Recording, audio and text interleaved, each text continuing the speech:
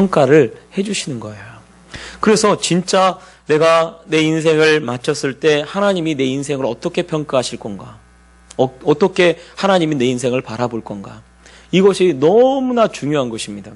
이 땅에서는 굉장히 많은 인기가 있고 그리고 많은 사람이 알려진 사람이 있죠. 그래서 이 누가복음 16장에는 이 부자와 나사로가 나옵니다. 그런데 보면 부자는 아마 그 당시에는 굉장히 유명한 사람이었을 거예요. 왜냐하면 부자였기 때문에 그 마을에서 전체에서 부자고 또 그 거지였던 나사로가 그 집에서 이 나오는 음식으로 먹었다고 하는 것을 보면 이 거지가 그 집 문 앞에 있을 정도로 그렇게 사람들이 많이 왔다 갔다 하는 그런 곳이죠. 그래서 그 문에서 떨어지는 것으로 먹기도 하고 그렇게 했기 때문에 사실은 그 부자가 굉장히 유명한 사람이었을 거예요. 이름도 많이 알려졌을 거고 그리고 그 마을에서 부자였기 때문에 많은 사람들이 흠모의 대상이 되었을 것입니다.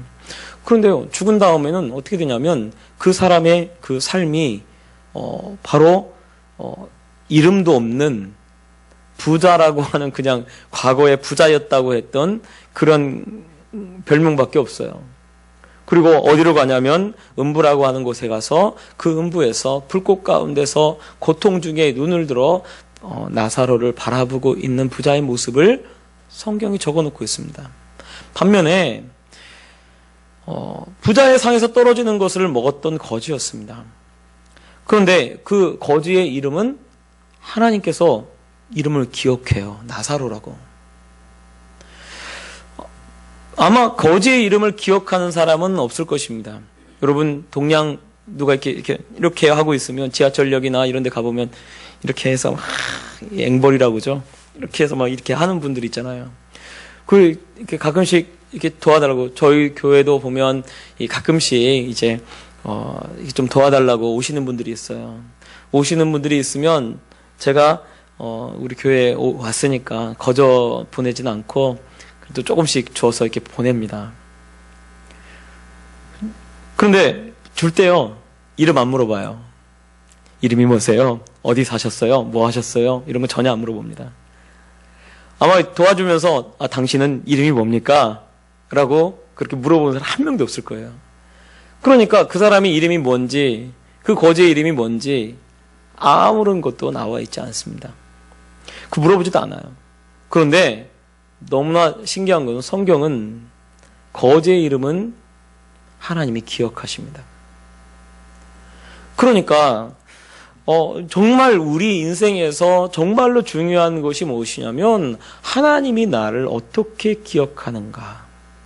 이것이 우리가 제대로 된 인생을 사는 진짜 비결이 되는 거예요. 하나님이 나를 어떤 사람으로 인식하고 있고 하나님이 나를 어떤 사람으로 바라보고 있는가. 하나님이 내가 죽었을 때 하나님이 나를 정말 어떠한 삶을 살았다고 하는 사람으로 그렇게 기억할 것인가. 이것이 우리의 인생에 정말로 중요한 부분이 되어진다는 것을 여러분 아시기 바랍니다. 그래서 세상 사람들 몰라도 괜찮아요. 가끔씩요. 요즘은 저희 홈페이지가 있으니까 제 이름 치면요. 이제 제 이름이 뜨더라고요. 기분이 좀 좋아요. 내 이름이 뜨면 우리 교회도 같이 뜨고 이렇게 제가 부르신 교회 김재수 목사 이렇게 떠요. 그리고 유튜브에도 제가 딱 떠요. 그리고 제 이름 먼저 치면 우리 교회가 뜨는 게 아니고 프루덴셜 신우회가 먼저 탁 뜨더라고요. 제가 가서 말씀 전하는. 그래서 기분이 좀 좋더라고요. 뜨니까. 그런데 사실은 그거 떴다고 해서 뭐가 중요한 게 아니잖아요. 그거 떴다고 해서 뭐 이 사람이 잘 살고 제대로 살고 그런 거 아니거든요. 근데 참 떴다는 거 하나만 해도 참 기분이 좋아요. 근데 사실은 사람이 알아주는 거는 별 의미가 없습니다. 사람이 당신 정말 유명한 목사님이네. 이게 뭐가 중요해요? 하나님이 딱 올라갔는데 하나님 앞에 올라갔는데 하나님이 나 너 모른다. 예전에 조용기 목사님 장모님이죠. 장모님 권사님 최자실 목사님이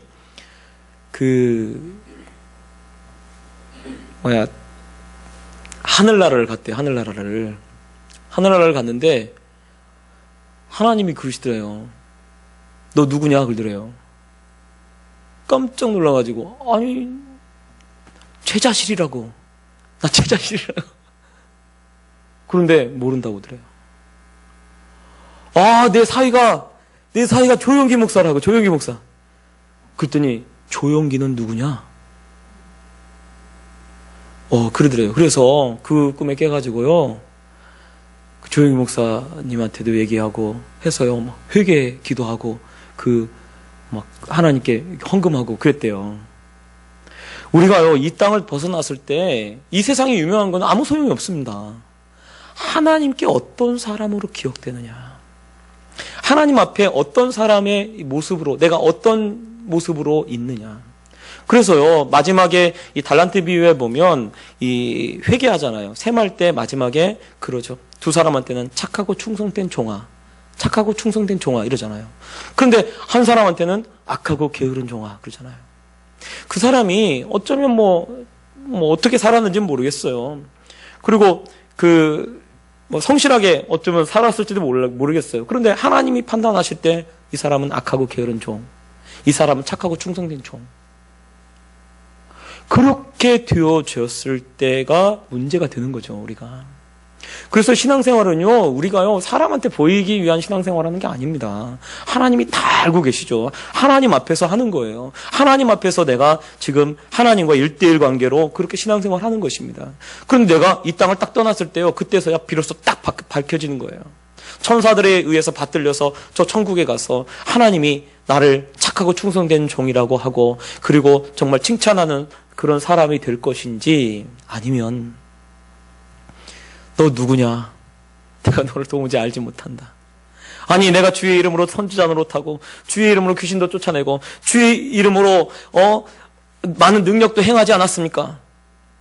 주님이 그러지, 불법을 행하는 자들아 내게서 떠나가라. 난 너가 누군지 모른다. 이런 판단을 받게 되면 얼마나 사실은 그럴까라는 생각이 들어요. 그걸 언제 느끼냐면 장례식 가면 딱 느껴요. 아, 그래, 내가 바르게 살아야지.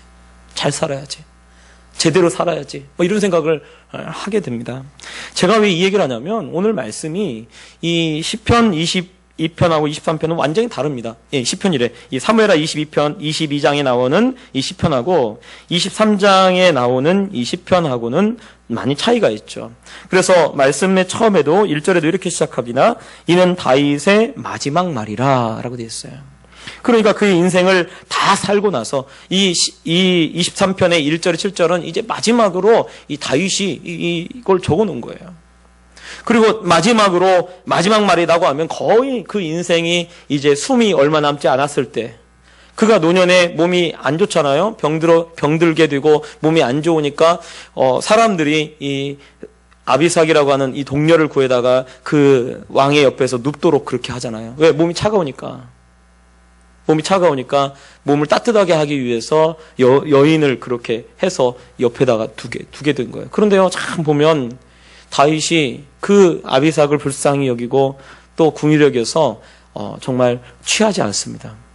그리고 그냥 자기를 그냥 시중 두르는 것만으로도 만족하도록 하죠. 근데 바로 그럴 때예요. 그러니까 거의 이제 인생의 마지막에 마쳤을 때 다윗이 하나님으로부터 말씀을 듣습니다. 그 말씀이 오늘 이 시편, 이 사무엘하 23편 1절에 7절의 말씀이에요. 그런데 다윗이 어떻게 지금 시를 써서 이 하나님의 영에 취해서 하나님의 영에 이끌려서 어떻게 말씀을 시작하냐면, 이새의 아들 다윗이 말하며 라고 이렇게 시작합니다. 여러분, 보통 이 이새의 아들 하는 것은요, 다윗을 낮춰 부르는 말입니다. 그래서 누가 제일 처음에 이 이새의 아들이라고 썼냐면, 사울 왕이 다윗을 낮춰 부를 때 다윗이라는 이름을 쓰지 않고 이새의 아들 그렇게 얘기를 했습니다. 또 이새의 아들이라고 쓴 적이 있어요. 그게 누구냐면 나발이라고 하는 사람이 이새의 아들이라고 그렇게 얘기를 했어요. 나발이라고 하는 사람이. 그러니까 실제로 여기 이 말씀에 보면 이렇게 지금 언급하고 그다음에 이 이세 아들이라고 썼던 사람이 또 누가 있냐면 시므이, 다윗을 막 저주했던 시므이도 이세 아들이라고 했습니다. 또 이세 아들이라고 쓴 사람이 누가 있냐면 세바가 반란을 일으키면서 이세 아들이 우리 어부상과 있느냐라고 하면서 그렇게 합니다. 이세 아들이라는 말은 어떤 표현이냐면 사실은 다윗을 낮춰 부르고 조롱하는 말입니다. 그런데 지금 누가 쓰고 있어요? 다윗 자신이 쓰고 있어요. 누구 앞에서? 하나님 앞에서요. 그가 인생의 마지막 순간에 마지막에 거의 다다랐을 때 그가 지금 하나님 앞에 어떤 모습을 보이고 있는가? 하나님께 정말 겸손히 낮아져서 자기를 낮춰 부르고 있습니다. 그래서 이세 아들 다윗의 말함이여 라고 하면서 높이 세워진 자, 자기를 높이 세워진 자래요. 자기가 높은 자가 아니고 높이 세워진 자, 누구에 의해서? 하나님에 의해서 높이 세워진 자라고 그렇게 이야기를 합니다. 다윗이 마지막까지 그가 얼마나 하나님 앞에 겸손하게 낮아지고 있는지를 이 성경이 보여주죠. 그래서 이 다윗이 정말 이 오늘 말씀을 보면 겸손한 자가 되어지고 있습니다. 그리고 3절에 보면 뭐라고 표현하냐면 하나님을 갖다가 하나님을 향해서 이스라엘의 반석이 내게 이르시기를. 보통 백성들이 이스라엘 반석을 누구라고 하냐면 다윗을 이스라엘 반석이라고 합니다. 왜? 왜냐하면 다윗을 통해서 나라가 기초가 세워지고 그리고 이 나라가 주변 나라로부터 강성한 나라가 되었거든요. 그렇게 되니까 이 다윗이 보통 이스라엘 반석이다라고 얘기를 하는데 다윗은 자기를 이스라엘 반석이라고 하지 않고 오히려 보이지 않는 그 하나님을 이스라엘의 반석이라고 높여 부르고 있습니다. 그리고 또 여기 이 말씀을 보면 자기를 낮춰서 내가 지금 이 지위에 올라간 것도 다 누가 했다고 하냐면 하나님이 이렇게 높이셨다라고 그렇게 고백을 하고 스스로 자기를 이세의 아들, 자기 이름조차도 부르지 않아요. 그리고 이세의 아들이라고 하는 건 보통 이 당시 이 문화로 이 사람을 깔보는 말이에요. 깔보는 말. 누구의 아들? 이 사람 이름을 낮춰. 이 사람 이름을 언급하지도 않고 누구의 아들, 누구 이렇게 하면 또 몰라요. 그런데 누구의 아들만 언급하는 것은 낮추는 것입니다. 그만큼 하나님 앞에서 다윗이 마지막에 하나님 앞에서 자기를 낮추고 있다는 것을 보여줍니다. 그런데 자기를 낮추고 있으니까 어떤 일이 있습니까? 여기 2절에 보면 여호와의 영이 나를 통하여 말씀하심이여 그의 말씀이 내 혀에 있도다라고 이렇게 말씀하고 있어요. 그러니까 자기를 낮추고 자기를 지금 낮추고 있을 때 어떤 이런 지금 내가 하나님 앞에서 나를 낮추고 있을 바로 그때 하나님의 말씀이 다윗에게 임하고 있다는 것을 여러분 보여줍니다. 그 말은요, 하나님이 누구를 만나시고 하나님이 누구와 함께 하시는가를 정확하게 보여주는 거예요. 나를 낮추고 내가 하나님 앞에 겸손히 나갈 때요, 하나님이 내게 말씀하시는 줄 믿으시기 바랍니다. 그리고 내 안에서요, 내가 나를 낮출 때, 나를 낮추고 겸손하게 나갈 때 하나님께서 내 안에서 일하시는 거예요. 사도 바울은 자기에게 사탄의 가시가 있었다고 합니다. 그 사탄의 가시가 무엇인지는 성경에 나와 있지는 않습니다. 그런데 많은 학자들이 눈이 안 좋아서 안질이었다라고 하는 경우도 있고요. 또 하나는 간질이었다라고 하는 경우가 있습니다. 그러니까 몸이 사실은 안 좋은 거죠. 근데 그래서 많은 사람들이 떠나 있으면 이 사도 바울이 좀 정말 이 사도 같아요. 그런데 가까이서 보면 말이 시원찮아. 또 그걸 통해서 이 사도 바울이 어떤 것이 있었다고 하냐면 말을 좀 더듬었다라는 얘기도 있더라고요. 근데 사실은 아무튼 이런 뭐가 된지는 성경에 나와 있지는 않지만 이 사탄의 가시가 있으니까 얼마나 괴롭겠어요. 예를 들어서 막 설교하다가 간질이 일어나면 어떻게 돼요? 설교하다가 푹 쓰러져 봐요. 얼마나 고통스럽겠어요. 그리고 막 눈에 막 이 안질이 있어서 눈곱이 가득 끼고 막 이러고 있었다고 해보세요. 얼마나 힘들겠습니까? 사도 바울이 저도 이렇게 어쩔 때는 말을 좀 더듬을 때가 있는데, 이 정도가 아니라 맨날 더듬어 보세요. 저기, 이래 보세요. 얼마나 힘들겠습니까? 이게 떠나가달라고 하나님 앞에 3번이나 기도했다는 거예요. 그런데 하나님이 은혜가 내게 족하다. 은혜가 내가 족하다. 사도 바울이 그 말씀을 듣고 나서 깨달은 거예요. 내가 약할 때 내 안에 하나님이 강하시구나. 내가 정말 연약하고 내가 사라질 때 오히려 내 안에 있는 하나님이 더 강하게 일하신다는 것을 알게 되는 거죠.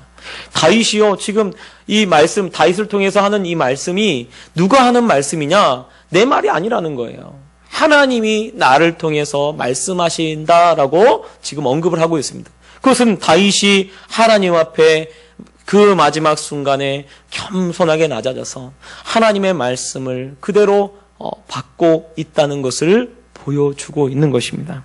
우리가요, 겸손하게 나아갈 때, 겸손해질 때 어떻게 되나? 여러분, 하나님의 말씀이 우리에게 임하는 줄 여러분 믿으시길 바랍니다. 또 하나님 말씀이 우리를 인도해 가실 거예요. 우리가 겸손하게 낮아질 때 다윗에게 일어났던 일이 똑같이 우리에게 일어납니다. 내가 겸손하고 내 자신이 하나님 앞에 순종하려고 하고 할 때 하나님이 내 안에서 말씀하시는 거죠. 나를 이끌어 가시고 나를 이렇게 따라갈 수 있도록 그렇게 말씀하시는 줄 여러분 아시기 바랍니다. 다윗은 다윗의 입을 통해서 이 하나님의 말씀을 받습니다. 그리고 이 말씀을 선포를 하고 있습니다. 그런데 여기 말씀을 보면 다윗에게 뭐라고 하나님이 말씀하시냐면 3절에 보면 내게 이르시기를 사람을 공의로 다스리는 자 하나님을 경외함으로 다스리는 자여 라고 이야기를 합니다. 즉 다윗이 마지막에 하나님 앞에 어떤 평가를 받았는가? 사실은 이렇게 하나님 말씀하지 않으면 다윗이 이 시편을 쓰지 않았으면 다윗에 대한 평가가 어떤지는 우리는 모르는 거예요. 그런데 하나님이 이 다윗의 시편을 통해서 다윗에 대한 평가를 이야기를 합니다. 뭐라고 얘기하냐면 사람을 공의로 다스리는 자, 하나님을 경외함으로 다스리는 자라고 이야기를 하고 있는 것입니다. 그래서 뒤에 이제 4절하고 5절, 4절 5절은 바로 다윗에게 주었던 축복에 대해서 언급을 하고 있어요.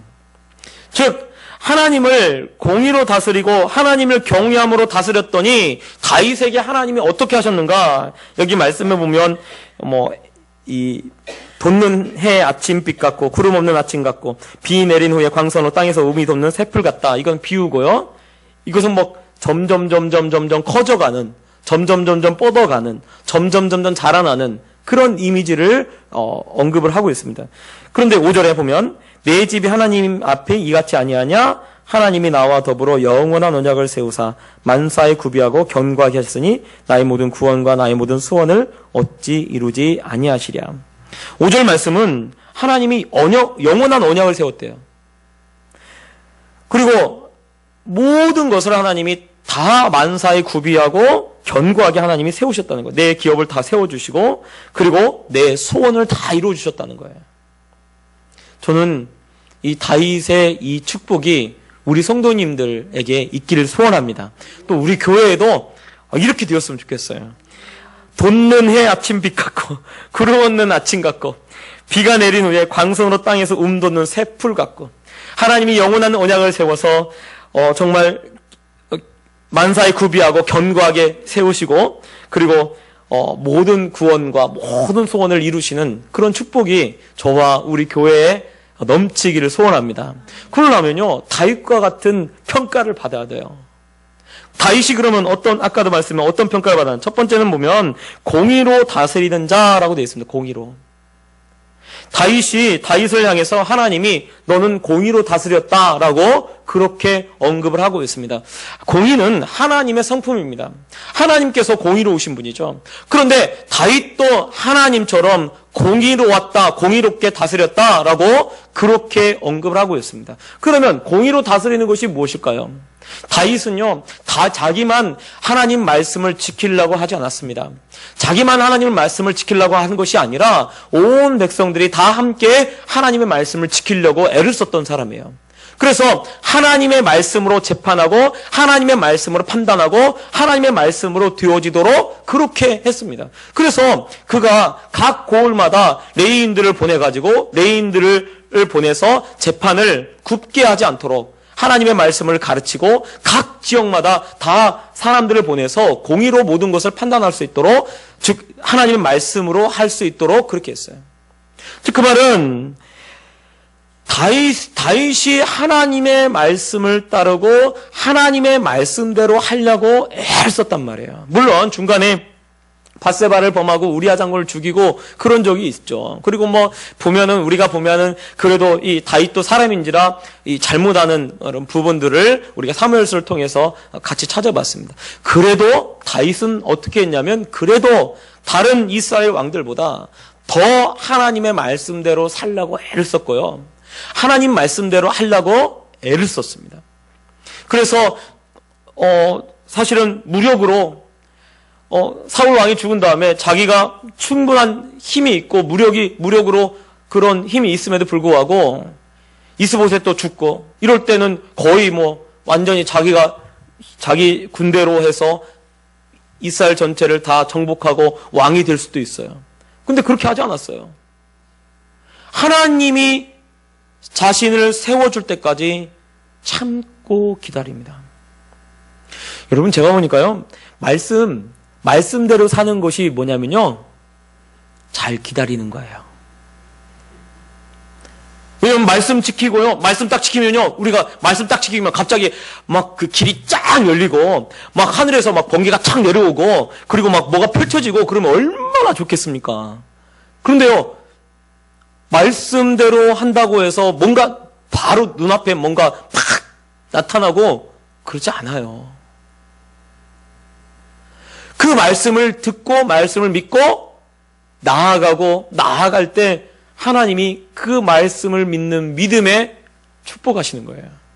그래서요, 말씀대로 산다, 공의로 지킨다, 이런 것은요, 여러분, 사실은 말씀으로 살아가는 것, 즉 정로로 가는 것을 말합니다. 바른 길로 가는 거예요. 그럼 바른 길로 가는 것이요, 때로는요, 잘 기다려야 돼요. 하나님 말씀 지키며 기다려야 돼요. 근데요, 기다리지를 못해요. 말씀을 딱 하고 하나님 말씀 했으면 좀 기다려야 하는데, 기다리지 못하고 축복 받을 만하고 하면은 안 되나 보다 그러고 포기해요. 여러분, 끝까지 하나님 말씀대로 되어줄 줄 믿으시고, 그리고 그 말씀대로 행하시는 그런 우리 성도님들 되시길 예수님 부탁드립니다. 그래서요, 하나님 말씀대로 가는 것이 곧 공의예요, 공의. 그래서 우리도요, 하나님 말씀대로 하는 것입니다. 하나님 말씀대로. 제가 우리 교회를 개척하면서 되도록이면 하나님 말씀대로 하려고 애를 씁니다. 그리고 저녁 예배 때도 말씀드렸지만 막 드라이브 시키고 막 억지로 막 끌어당기고 막 이렇게 하지 않아요. 왜요? 하나님 말씀대로 해보려고. 좀 천천히 가더라도 하나님 말씀대로 해보려고요. 하나님 말씀대로 해서 저는 되어질 줄 좀 믿어요. 그래서 그냥 그대로 가는 거예요. 그래서 막 교회도 이자율이 높아도 일부러 교회 이름으로 대출도 교회 이름으로 받고 교회 이름으로 여기도 하고 교회 이름으로 등기도 내고 뭐든지 다 정식대로 하려고 하는 거죠. 그래서 제가 제 뜻대로 하려고 하지 않아요. 되도록이면 하나님 말씀대로 하려고 하고, 그렇게 하니까요, 그냥 지금까지도 이렇게 하나님이 은혜 베푸셔서 지금까지 이렇게 와 가는 것 같아요. 바로 막 눈에 띄게 팍팍 바뀌진 않아요. 그러나 말씀대로 가면요, 견고하게, 단단하게 가는 거예요. 그래서 나중에는요, 말씀대로 가면요, 아무도 흔들지 못합니다. 왜냐하면 요셉을 보면 요셉이 하나님 말씀대로 살잖아요.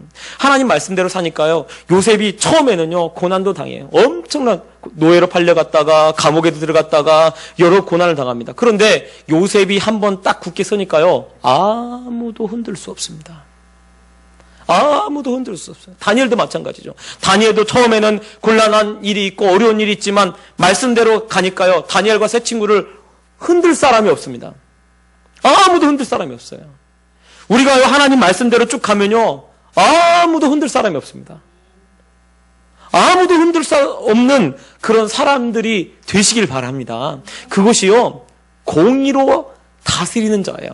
공의로 내 삶 속에서 모든 일들을 행하는 사람이 공의로 다스리는 자입니다. 두 번째, 여기 이 말씀을 보면 다윗에게 뭐라고 또 말씀하시냐면 하나님을 경외함으로 다스리는 자여 라고 되어 있습니다. 경외한다 라고 했는데, 여러분, 경외하는 것은 무엇을 말하냐면 하나님을 두려워하는 것을 경외한다고 하죠. 공경하고 두려워한다. 공경하고 두려워하는 것을 경외한다라고 얘기를 합니다. 그러면 경외하는 것은 무서워하는 거나 이게 아니고요. 하나님을 경외하는 것은 바로 하나님 앞에서 삶을 사는 것입니다. 즉, 그 말은 하나님을 항상 의식한다는 거예요. 내 삶 속에서. 그것이 하나님을 경외하는 것입니다. 하나님을 의식하는 거. 요셉이요, 보디발의 아내가 막 동침을 요구합니다. 나와 동침하자. 막 그렇게 하니까 요셉이 뭐라고 얘기를 하냐면, 내가 어찌 이 큰 악을 행하여 하나님께 득죄하리요, 죄를 지으리요, 그렇게 얘기합니다. 아니, 말씀을 보면, 아니, 지금 요셉이 만약에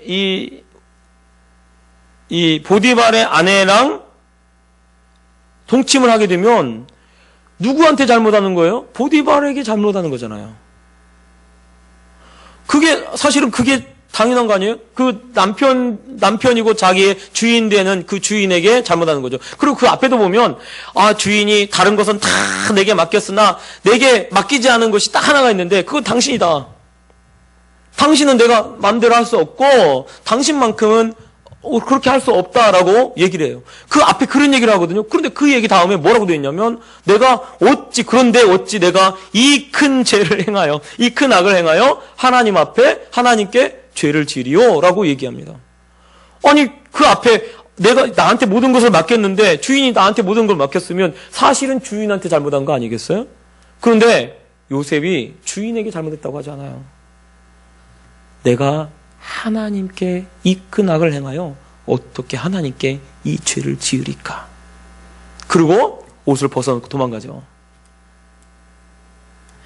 즉, 그 말은 늘 요셉의 마음 속에, 요셉의 이 생각 속에 늘 누가 계시는 거냐면 하나님이 항상 계셨던 거예요.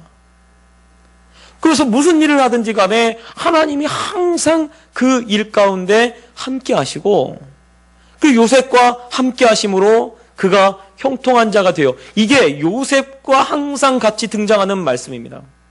그가 왜 형통한 자가 되고 그에게 왜 하나님께서 함께 하시나? 그가 하나님이 함께 하시는 것을 항상 의식하고 있었다는 거예요. 제가 가끔씩 우리 권사님 청소하시니까 권사님 청소 살살 하세요. 좀 살살 좀 하세요. 힘들게 하지 마세요. 막 제가 그렇게 얘기를 합니다. 근데 사실은 속으로는 그렇게 하시면 안 돼요. 왠지 아세요? 그냥 저 이제 안타까워서 안쓰러워서 그냥 하는 말인데, 근데 권사님이 그렇게 되돌아가시더라고요. 난 그렇게 못한다고. 왜냐면 사실은 아마 권사님도 그럴 거예요. 하나님 보고 계시는데 내가 어떻게 그 설설하고 그렇게 하겠어요. 사실은요, 우리가 항상 하나님을 의식한다면요, 정말 모든 일에 제대로 살아갈 수가 있습니다. 근데 가끔씩 우리가 하나님을 의식하지 않아요. 그래서 하나님이 잠깐 떨어져 있다가 가끔씩 생각나가지고 찾아오셨다가 또 떠나셨다가 찾아오셨다가 이렇게 느껴지는 거예요. 그런데요, 하나님은요, 우리를 떠난 적이 한 번도 없습니다. 하나님은 요셉과 함께하지 않은 적이 한 번도 없습니다. 그가 감옥에 갈 때도 하나님이 함께 하셨어요. 그가 노예로 팔려갈 때도 하나님이 함께 하셨어요. 그가 노예로 삶을 살아갈 때도 하나님이 함께 하셨어요. 그가 밭을 갈고 있을 때도 하나님이 함께 하셨어요. 그가 어디를 가든지 무슨 일을 하든지 어디에 있든지 항상 하나님이 함께 하셨습니다. 그러면요, 어떻게 우리가 보면 안 좋은 일이 일어나고 힘든 일이 일어날 때는 마치 하나님이 떠나신 것처럼 느껴져요. 그런데 그러지 않습니다. 하나님이 항상 함께하고 있습니다.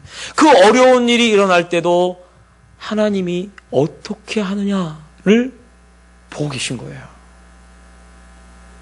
힘든 일이 일어날 때 어떻게 하시느냐, 그걸 보고 계신 거죠. 다윗이 압살롬에 의해서 도망갈 때 다윗이 어떻게 합니까? 하나님을 의식해요. 하나님을 의식하니까 법궤를 돌려보내고, 하나님을 의식하니까 시므이가 저주해도 놔둬라. 하나님이 혹시 나를 저주하라고, 시므이를 통해서 나를 저주하라고 하는지 어떻게 하느냐. 그러면서 오히려 이 일로 인해서 하나님이 나를 도우시리라. 그렇게 얘기합니다. 만약에 그렇지 않을지라도 내가 징계를 달게 받겠다라고 합니다. 왜요? 그가 어려움 속에 마치 지금 하나님이 함께하는 것처럼 느껴지지 않습니다. 왜냐하면 쫓겨가니까 예루살렘에 있어야 하는데 예루살렘에서 쫓겨가고 법궤로부터 벗어나고 쫓겨나가고 있어요. 그러니 얼마나 사실은 속상하고 안타깝겠습니까? 하나님이 함께하지 않는 것처럼 느껴지겠어요. 그런데 하나님이 함께하십니다. 하나님 보고 계신 거예요. 그 힘들고 어려운 상황에서 도대체 어떻게 하느냐, 하나님 보신 거예요. 우리가 하나님을 경외함으로 다스린다라고 하는 것이 그냥 하나님을 공경하고 하나님을 두려워하고 하나님 앞에 이렇게 막 헌금하고 이런 것을만을 경외하는 것이 아니라 내 삶 속에서 하나님을 어떻게 의식하고 있는가, 내 삶 속에서 하나님이 어떤 분으로 인식을 하고 있고 그리고 내 삶에 얼마나 가깝게 의식하고 있는가, 이것을 하나님이 보시는 것입니다. 그래서 우리가 이 세상을 떠날 때 저는 다윗과 같은 그런 소리를 들었으면 좋겠어요.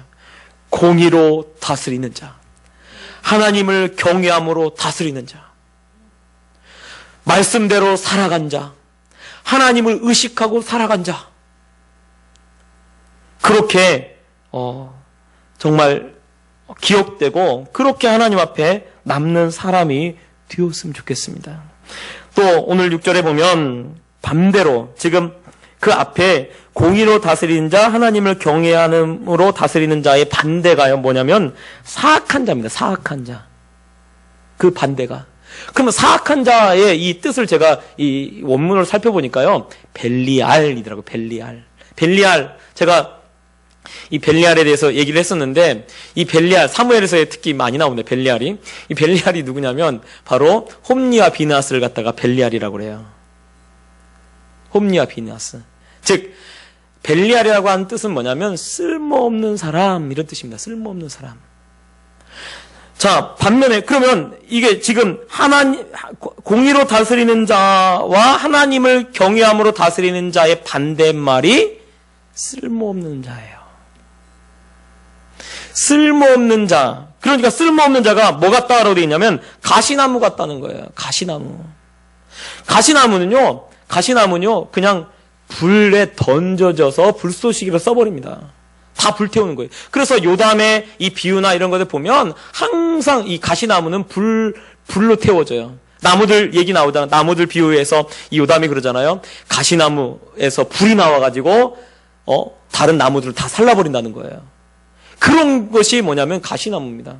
사실은 쓸모가 없는 거죠. 쓸모 없어지고 아무 쓸모 없기 때문에 결국은 7절에 보면 당장에 불살리리로다라고 되어 있어요. 여러분, 이것이요, 요한계시록에 가면 이 불못하고도 똑같아요. 말씀을 보면 이것이 그대로 연관되어 있습니다. 그래서요, 마지막에 하나님의 이 공의로 다스리는 자와 하나님을 경외하는 사람은 한쪽으로, 그리고 나머지는 다 사악한 자, 해가지고 벨리알 쓸모없는 사람은 다 불못으로. 그래서 어떻게 해요? 불태우는 거예요. 어떤 사람이 정말 하나님 앞에 귀하게 여김을 받고 어떤 사람이 하나님 앞에 좋은 평가를 받는지를 오늘 말씀이 우리에게 보여주고 있습니다. 그것을 다윗의 입술을 통해서 하나님께서 말씀하고 계신 거예요. 여러분, 하나님 앞에 공의로 다스리는 자, 하나님 앞에 하나님을 경외함으로 다스리는 자로 기억되는 그런 우리 성도님들 되시길 바랍니다. 그래서 내 인생을 마쳤을 때 하나님 앞에 정말 이런 평가를 듣는, 그리고 착하고 충성된 종이라고 하는 소리를 듣는 그런 우리 성도님들 되시기를 예수님 부탁드립니다. 기도하겠습니다. 사랑의 하나님 아버지, 주님의 은혜와 사랑을 감사합니다.